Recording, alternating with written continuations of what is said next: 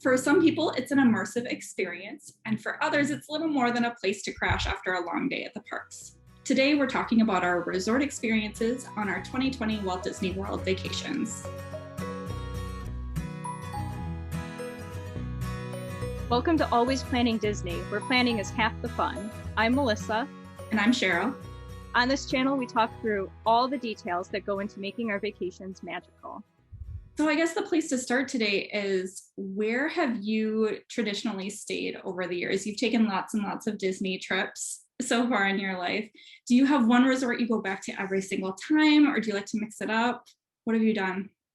Yeah, we always stay on Disney property. We always have done that and always will. And back when it was my grandfather who was paying for trips, we would stay at the Contemporary. But now that I pay for trips, we stay at Art of Animation or Pop Century. I don't spoil my family in the same way. But we are ready to start sampling other resorts at this time. And on our next trip, we are planning on staying someplace new to us. What about you? That's really fun. We're diehard Disney property people as well. We've never stayed off-site. I've considered it, especially for the last trip that we went on, but we've always stayed on site. Growing up, we mostly stayed at Port Orleans Riverside, or it used to be Dixie Landings before the rebrand. And then we did have one trip to Caribbean Beach. I really loved Port Orleans Riverside, but now that I've tried some other things, I just want to try as many resorts as I can. Where did you end up staying last trip, and how did you pick that? Last trip was a new resort for us. So we stayed at Animal Kingdom Lodge's Jumbo House, and we had a standard view 2-bedroom DVC villa. And we had some new factors last trip. So it was our first trip with a small child, and we were coming back in the middle of the day for naps. And then we had fairly early bedtimes to contend with. So what was really important to us was being able to close off that sleeping area. So we really wanted to avoid a traditional hotel room setup if we possibly could, just so that we had that separation and we didn't have to feel like, okay, he's asleep at 7 p.m. or whatever, and now we just have to sit in the dark. I'm not sure what you do if you have a small child in a hotel room. So that was a big consideration for us last trip. And then, of course, price was also a factor. So we had looked into the Art of Animation suites as a possibility for, again, being able to close off the sleeping area. But those are quite expensive, even though it's considered a value resort. So we aren't DVC members, but we have a family member who is, and Animal Kingdom Lodge Kidani Village is one of her home resorts. So she was very generous. She gave us a really nice price on renting her points for the year so that we were able to stay at Animal Kingdom Lodge, which otherwise would have been way more than we would want to spend on a resort. Yeah. How about you? Yeah, so price is something that we keep in mind too, especially because on that 2020 trip, it had only been 2 years since our last vacation. And going that close together, we have to keep costs down low. So we definitely started looking at price. So although Caribbean Beach was on the list as one of the moderates, we really like Pop Century and we knew what it was going to be like. So we ended up going with that one. We like having sort of a more casual resort because we don't hang at the resort pretty much at all. We are at the parks all day, so we don't need resort amenities. That hasn't been high on our list. However, in the future, I think it will be, because 2020 taught us that sometimes when you get older, it is difficult to walk all day around a Disney park. So we might have a slower pace in the future. And we usually do a half day at the pool, and we might do more of that because my youngest doesn't care for rides that much, but he loves a pool, and we'd like to at least give him something he likes in the vacation. And on this last trip, he couldn't swim, still can't swim, and so we need a really good wading pool that isn't too splashy. He doesn't want buckets dumping on him. He doesn't want a lot of things spraying. And at Pop Century, their wading pool is perfect for that. Mm-hmm. That sounds like a great fit. Okay, so tell me about the rooms at Pop Century. I have not stayed there, so what are they like? So the rooms, they were undergoing upgrades in 2018. And so when we returned in February of 2020, the rooms were totally updated. And I have heard mixed reviews from other people about the rooms, but we loved them. First of all, they have done what I think they're doing in all the renovations, which is moving to a vinyl floor. So it's a hard floor, which is a lot cleaner feeling overall. So I really like that. Also, the rooms are tiny. I don't think they crack 300 square feet at Pop Century. So the second bed is a Murphy bed that when it folds up into the wall, it's a table. And I like it because the table's pretty big. And otherwise, you would end up either tableless in a room that size or it's something really, really tiny. So we liked having the Murphy bed too. The storage is also insane when they upgrade the rooms. Above the fridge, there were shelves. We could fit our whole week's worth of groceries just there. And because the dressers are attached to the wall and sort of float off the ground, you can fit cases of water and juice boxes and Gatorade under there. Everything, it's like a whole series of IKEA storage or cube storage units. These rooms, you can tuck everything away. And that's really important for me because clutter makes me a little crazy feeling and irritated. And I don't want to feel irritated when I am on a Disney vacation. So I appreciate being able to tuck everything away and out of sight. If you're in a hotel room for a week, that's pretty important to be able to do. So our rooms, I really liked it with the upgrade. And I completely forget what the bathroom was like after the upgrade. I'm sure it was nice, but it didn't leave that big of an impression, obviously. How was your room? I feel like our room was almost the opposite of yours being like a pocket room that was very, very efficient. So we had this 2-bedroom villa that felt enormous. It was so much space. Granted, we had far fewer people than could actually be accommodated in that villa. So we only had 4 adults and 1 3-year-old fitting in this 2-bedroom villa, and they can hold way more people than that. And the 2-bedroom villas, I believe at most places are lock-offs. So you basically have a studio, which is a lot like a normal hotel room, and then a 1-bedroom suite, and they're smashed together with the lock for adjoining rooms unlocked between them. So you just have so much space to work with. There were the 2 separate bedrooms, but also a big living area. There was a full kitchen there. We didn't wind up cooking in it. We thought we might cook breakfast. We didn't wind up doing that, but it was really nice to have a full-size fridge for all of our groceries. With a small child along, we had a lot more groceries than we would have otherwise. And we did use the dishwasher. So that was really nice that I wasn't doing so many dishes on vacations with all of our little things to bring snacks and meals into the park for the kiddo and water bottles and all of that stuff. That was really nice. We also had in-room laundry, which was amazing. That allowed us to pack less and also easily do laundry partway through the trip. So you can do laundry, I think, at just about any resort, but you would have to go to a laundry room to do so and sort of watch your laundry like you're at a laundromat. But in the room, you could start it in the morning and you could flip it when you come back for nap. And I find that wonderful. I will say we didn't get one of the super amazing rooms at Animal Kingdom Lodge. So we weren't super close to anything in particular. We weren't super close to the elevators to the lobby because that part was under construction. We weren't super close to the Mara, which is the quick service location, but it was fine. We didn't feel like it was too far to get to anything. We also didn't have a special view. We didn't get a Savannah view room. I think we overlooked the pool. It obviously wasn't very memorable because I don't remember looking out. So I think next time, if we were to stay at Animal Kingdom Lodge again, I would look into the cost difference for our trip of upgrading to a Savannah view room, because that's something that my husband would really, really love. And I know our son would enjoy too. It's just sitting out on the balcony and being able to watch the animals. So it was nice to have the animals right there, but we didn't get to see them from our room. Mm-hmm.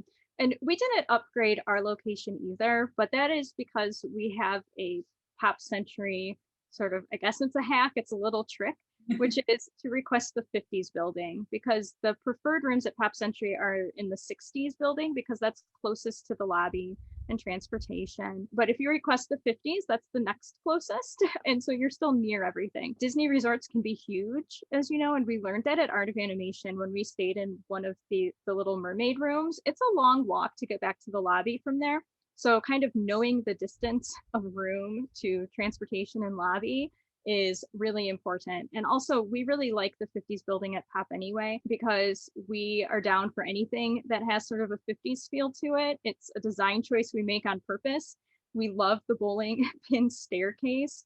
And because you have those giant value resort Disney characters outside of your building in the 50s, you have Lady and the Tramp, which is one of my favorite Disney movies. So I love having a giant lady outside of my room. So I think if we ended up staying someplace other than the 50s decade at Pop Century, we might not like it quite as much. It's just that that building is a really good fit for us. That's a really good hack. And this trip was the first one where I had actually looked into specific rooms and made a request for specific areas. And there are places online where you can actually see people have taken pictures out the window of the room. So you see what kind of a view you have. You can see how far of a walk will it be to get to the bus stop or whatever other transit. So I took advantage of this trip. They weren't able to honor all of our requests, of course, but it was nice to be able to get a little sneak peek and know what I was requesting this time. Yeah. And you had mentioned that where you stayed wasn't that close to dining. Mm-hmm. But overall, what was dining like at that resort? Dining was great. Animal Kingdom Lodge is really known for its dining, I would say. A lot of people go to the resort, even if they're not staying there, to eat there. And unfortunately, we didn't eat at any of the table service restaurants. And I feel a little ashamed to say that. We had the quick service dining plan last trip. It was our first trip we had ever had a dining plan at all. And so we decided to try it out with the quick service. And so we had to kind of limit our table service meals on the trip since they were extra on top of our dining plan. So that's a big regret of ours from the last trip, is not enjoying those table service locations, because there's some really good ones. The Mara, which is the only quick service location at Animal Kingdom Lodge, it was kind of small and limited in both the menu that they had and in the seating. So it's a lot better as a grab and go place to then eat outside by the pool or bring it back to your room. But it was nice. We were happy with what we got there. It was just that our group was used to the really giant food courts that are at the moderates, where it's a huge cafeteria, and that's not what the Mara is at all. It's much smaller. And we also had a drink at Victoria Falls Lounge, and that's off of the Jambo House lobby. It was lovely. It was great drinks. It was impeccable service, but I do feel like it's a little overhyped on Disney influencer land. I wouldn't make a trip just to go to that lounge, I guess. And I have heard that advice mentioned. It was lovely for staying there, and I think it was great to check out, but I wouldn't make a special trip just to go there. And we did get to purchase a bottle of African wine to then have in our hotel room, which was really nice to do. They had a nice selection just to purchase a bottle. So yeah, great dining. That's fun. So Pop Century as a value resort has just that giant cafeteria feel. And so you're not going to, it's not super exciting, but we don't eat at the resort outside from breakfast. So we didn't pick where we were going to stay based on food options. We also, with our grocery delivery, if we want to have some drinks in the room for when we get back, we typically order that with the grocery delivery. Although we have also taken turns to sneak out to the pool bar and get a drink from there. Occasionally, I mean, you're going to find very standard things at, I don't even know what that bar is called at the Hippy Dippy pool at Pop Century. You're going to get very standard drinks there, but every now and then they have something with a little bit of Disney magic in it. So it's worth at least looking at the menu as you walk past. So we don't really eat at the resort, and we didn't factor dining in when we made the choice. We do eat breakfast, but we do a mobile order and we bring it to the room because we wake up late and we move very slow. So we just take turns eating and getting ready before we head to the park. That's rough on whoever has to make the run down to the food court to grab your mobile order. That would be Ray. Poor guy. One of the things at Pop Century related to dining that's kind of a cool trick is now that there's the Skyliner connecting it to Caribbean Beach, you can take a quick, it's like a 3-minute, 5-minute ride to Caribbean Beach and eat over there. And we did do that one. We took the ride, we ate at Caribbean Beach and just sort of enjoyed the sand and the view over there. That's really fun. And it does open up so many more options when it's so easy to resort hop now. Did you like the Skyliner as your main mode of transportation to get to two parks? Yes, I loved the Skyliner, and partly because it was new. Had only been open for a couple months when we stayed there. I also love, I even though there's many things that I fear in life, and one of them is being enclosed in small spaces. I love a gondola, especially when it like whips you up for that first, the way Ooh, it's fast. it is I didn't fast. expect it to be so fast. It's very fast, and they don't come to a stop either when you're like getting on or off. It's maybe like a 2-second stop if anything, so you do have to be prepared to move quickly on and off of those Skyliners.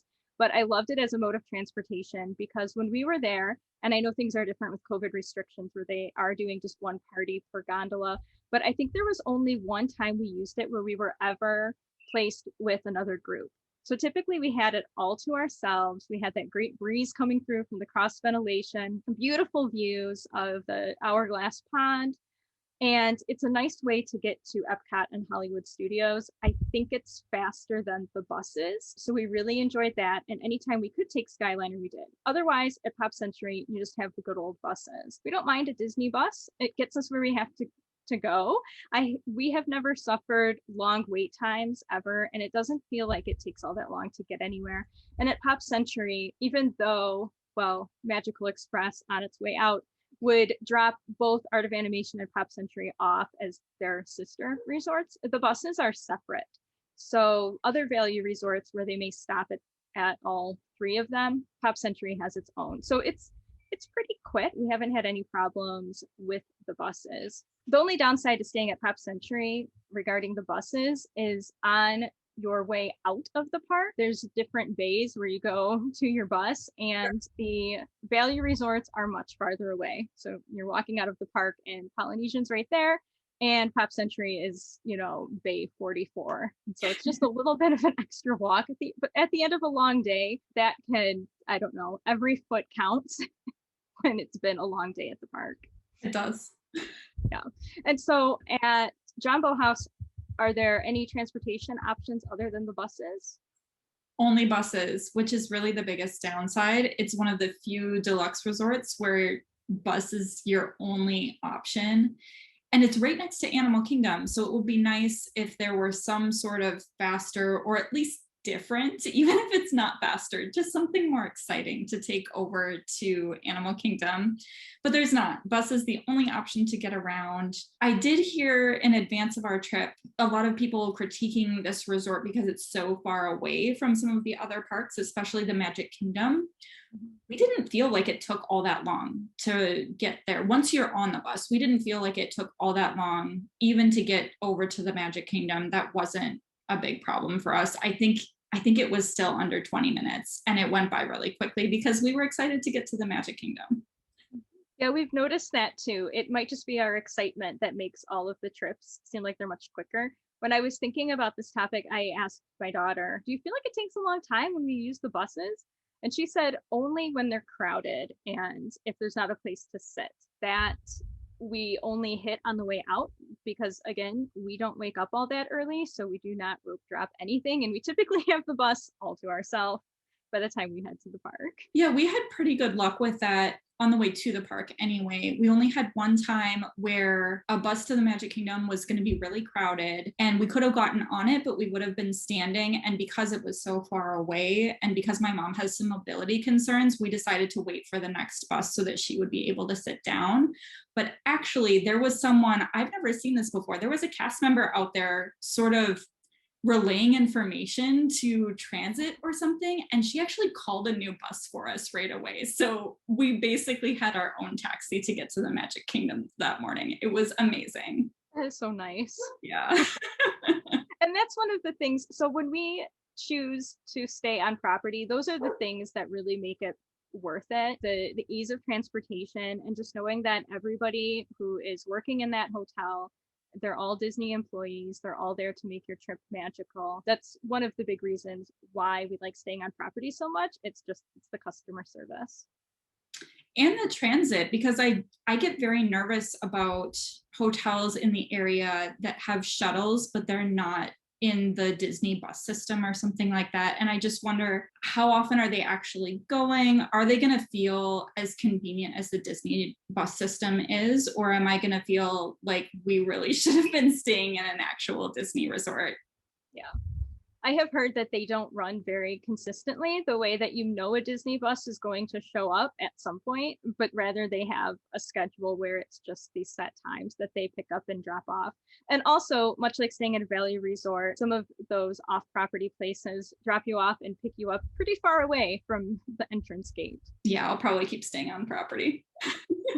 Okay, so the pool was a big factor for you. How's the pool over at Pop Century? There are a few pools at Pop Century, and they are all very basic, which is just fine for my kids. Just the thrill of being in an outdoor pool in February is enough for them. Leaving the Michigan snow on a trip to Florida, they don't need a lot in a pool. But in the future, I am looking for more exciting pools with slides, more interesting water features. The wading pool at Pop Century, as I mentioned before, is perfect for little kids, but we're at that point now where we're ready to get sort of an upgraded pool experience. What about you? We actually chose Jumbo House over Kidani Village because we had heard that the pool was a little bit more fun for kids. So that was a factor in deciding which side of Animal Kingdom Lodge we wanted to go with. So we actually didn't spend a ton of time in the pool. It was chilly for a lot of our trip. And so we didn't manage to do a whole lot of pool time, but our son did enjoy kind of splashing around in that kids wading pool. That was very basic, just like what you're talking about. So no features that would startle him or anything like that. He enjoyed doing that. He didn't go down the water slide. We didn't quite get him brave enough to do that, but they did have a slide to go down. And I know my dad enjoyed the pool as much as he could, even with the weather. He's very much a pool person. So we're hoping to get some more pool time on our next trip for him. And how did the pools look over there? Did they match the theme of the resort? I'm guessing they probably did, but definitely. You can't see the savannah from the pool area, so it's sort of closed off from that, but there's still, the hotel buildings all around with the thatched roofs, and there's very lush greenery in the area, and it all feels very cohesive. It feels very vacation-y, which is definitely something we like when we're on vacation. Value resorts have not quite as rich theming. I think this is very well known. And when you're planning a Disney trip, that you're sort of trading some of that rich theming and feeling like you're on a vacation, very like luxury resort feel. You're trading that in when you're going to stay at a value resort. And instead, you're going to get the giant characters. But we still enjoy that because when we go to Disney, we don't mind going all out Disney. So if we can have characters from the movies scattered all over property, that is something that we actually enjoy. So I know when we plan trips, at one point we want to take a trip with some or all of our parents on both sides, and they might not be quite as thrilled and staying at a place with a giant dog out front. So, looking for some more upgraded types of themes is in our future, but we love Pop Century because we like that element of fun that's there. It's bright, it's colorful. So the theming is not luxurious by any means, but it's still very enjoyable. And we were surprised by how dark Jumbo House was. Like, it's got this huge lobby that you walk into and your jaw drops, but it's also very dark in there. There's a lot of dark woods, dark colors, things like that. So it's a different feel. It also feels really nice and cool when you come inside to that lobby. So that's really wonderful. But of course, the big thing at Animal Kingdom Lodge is that you have the savannah right there. And even though we didn't have a savannah view, we could go and wander around the paths in the savannah. So that was really fun. Our son still talks about how great the flamingos were. And in fact, one day we were supposed to be back for nap time, and we were having some lunch out on the savannah. And so he was eating his little lunch on a bench, and a giraffe was right there eating its lunch. And I said, have you ever eaten lunch with a giraffe before? So, I mean, you don't get experiences like that just anywhere. So that was really, really cool. Right. And that's something that you also get when you stay on Disney property. Everything is themed so well. And that's one of the things that we're considering when we look at other places to stay, what that theme is. One thing for us is that we do camping trips in the summer and we go to Great Wolf Lodge. And so we aren't really interested in, Wilderness Lodge, staying at another place that has a lot of, like log cabin feel. But in terms of Disney theming, the uniqueness of each resort is just one more reason we will always stay on property. I don't think you're going to find that at a Hilton, even if it is a, in the family place. The other thing I wanted to mention about Pop Century is where you got to walk and see giraffes. We were able to walk and go see characters from Cars because Pop Century is just a very short walk away from Art of Animation, and they have really great giant characters over there. So there's Cars, there's everybody from Finding Nemo, Lion King, Little Mermaid. So when we stay at Pop Century, we usually just take a quick trip to Art of Animation to check those guys out, get pictures with them. That's something we try to attach to our pool day. I might pop over there for some photo ops next trip because that does look like a lot of fun. And it's a no wait. I don't think you're going to find live Cars, although there is the Lightning McQueen experience at Hollywood Studios. But if you're looking to get your picture taken with Mater, that's the place to do it. So what other stuff did you do at the resort? Did you do any of the sort of resort sponsored activities that they run? So we did nothing at Pop Century at all. We hit the park all day and we didn't do any of the things that they offered on site. When we stayed at Art of Animation, we did do a few. We played pool games. My daughter loved those. The cast members are fabulous and they have all different types of, I feel like there were matching games and they did this tic-tac-toe and they're all like in and out of the pool. So the kids loved that. They also at Art of Animation, they have drawing classes right outside in front of it. So she learned how to draw some characters. I think she learned how to draw Nemo. I can't remember who else. That was a really big hit. But at Pop Century, I know they offer things. There's a list of it every day, but we didn't do any of them. We did play in the arcade, which sort of an interesting choice, but it's there. My kids love an arcade and there's nothing Disney about this arcade at all, but they loved it. So because we don't do anything at the resorts, that was one of the reasons we were okay staying at one that may not have as many activities. But knowing that the 2020 trip is probably the last trip where we're going to do all day park nonstop for the whole week, we are going to look for resorts that offer more activities. Yeah. What about for you? There were so many activities on that schedule that they published each day, and we hardly did any of them. We did do some.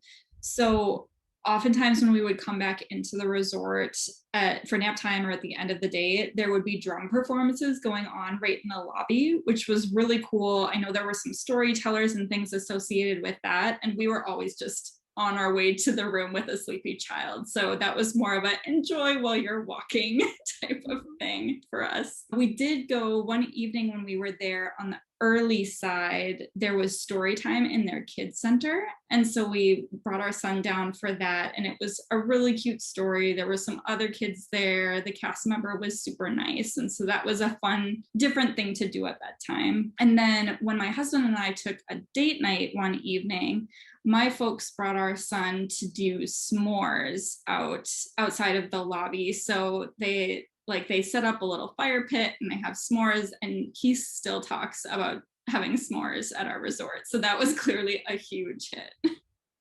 And my son's favorite is staying in the hotel watching Mickey Mouse cartoons. So yeah, good thing we're making these plans.